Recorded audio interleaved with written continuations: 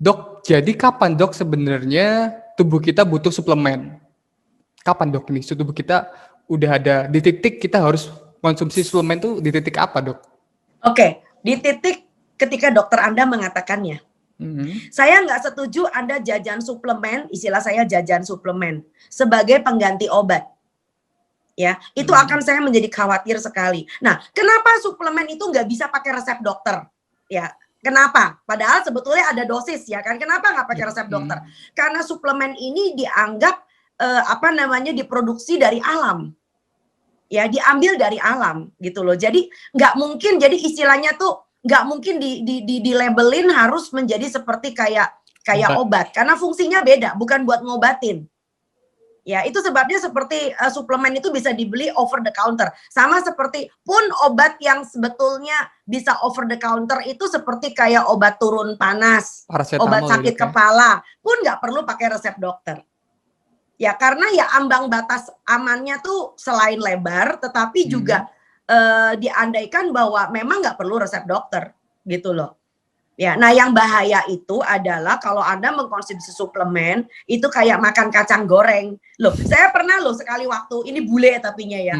Saya punya temen, ya boleh dibilang temen tapi ya kenal nggak terlalu deket. Ketika kami ada suatu acara, kami nginep bareng, lalu kemudian kita lagi sarapan nih. Saya mah sarapan mau tenang-tenang aja, saya makan sayur, saya makan buah, ada lauk segala macam ya toh. Ini bule yang satu ini rupanya dia tuh health freak lah itu. Health freak. Jadi orang yang sangat merimpen gitu ngurusin kesehatan.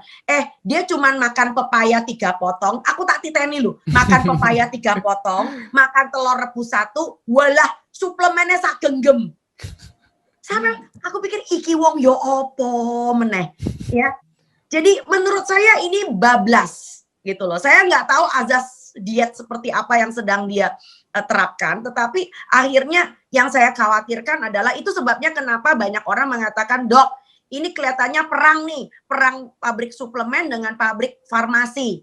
Sebetulnya menurut saya nggak perlu, itu lebay banget. Sebab kepentingannya itu beda gitu loh, ya.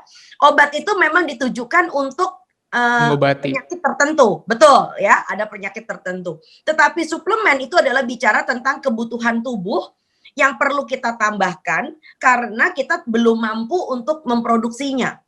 Ya seperti tadi misalnya ada orang tua yang kulitnya udah tipis, sementara dia butuh vitamin D. Anak-anak yang diare ya kan, atau yang punya gangguan perut cukup parah, sementara dari makanan juga belum bisa dicerna dengan baik, belum bisa diserap, maka kita akan memberikan suplementasi zinc misalnya, ya. Lalu kemudian ibu sedang hamil, kalau dikebut dari makanan kayaknya kurang. Jadi kebutuhan anaknya itu butuh cepat karena pembentukan tabung syaraf itu di trimester pertama, ya. Jadi 3 bulan pertama. Jadi kenapa asam folat itu diberikan sejak bahkan sebelum ibunya hamil.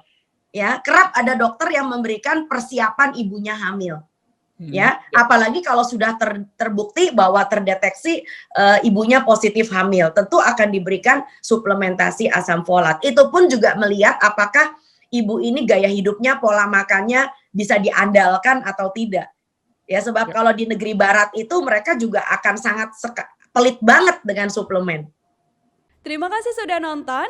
Jangan lupa like, subscribe, dan share ya.